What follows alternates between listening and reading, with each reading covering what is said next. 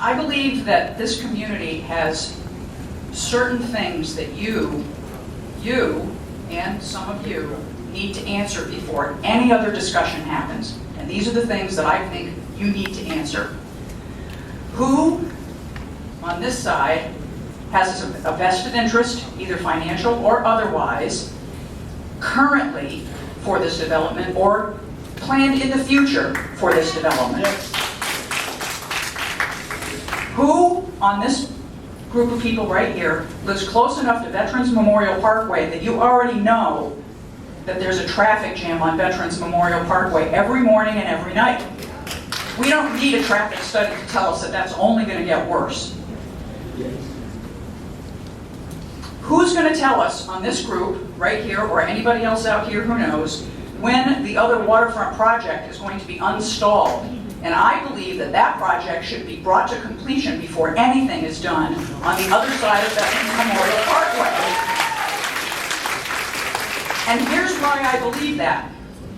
Forgiveness is easier to get than permission. The first purchasers of that parcel said they would do X. They found mitigating circumstances that said we can't do X, so we're going to have to change the plan and build the buildings higher. And then they ran out of money.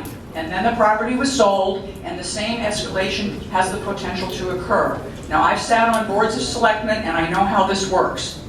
You put a plan in front of the people, and everybody goes, oh, that looks lovely. And then you decide there's mitigating issues on the property, and you need to build more stuff to compensate for those mitigating issues. And I don't want to see that happen. So we need to know ahead of time what that looks like.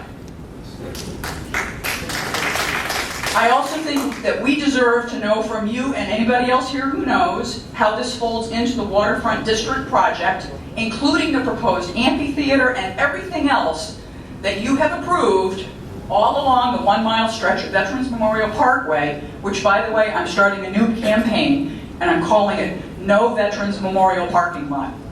Because that parkway is a parkway, not a parking lot, and it's becoming a parking lot.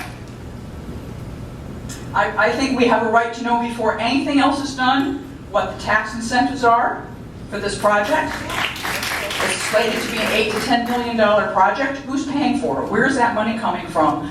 What does it mean to the taxpayers of Riverside? And I will echo that when Kettle Point went up, my taxes went up 25%.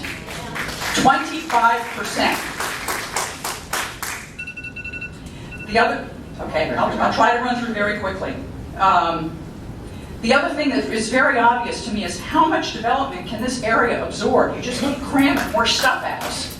You just keep cramming it full of stuff, and this area can't take all of this development all at once. You're not giving us a chance to breathe and absorb what you've already put in front of us that we didn't want to begin with. You also have not included any green space on the Veterans Memorial Parkway and the Lyon Avenue side of your project. You leave that as though you can build right up to the very edge of that property, and that to me seems unreasonable. I am not thrilled about having night parking lot lights down here.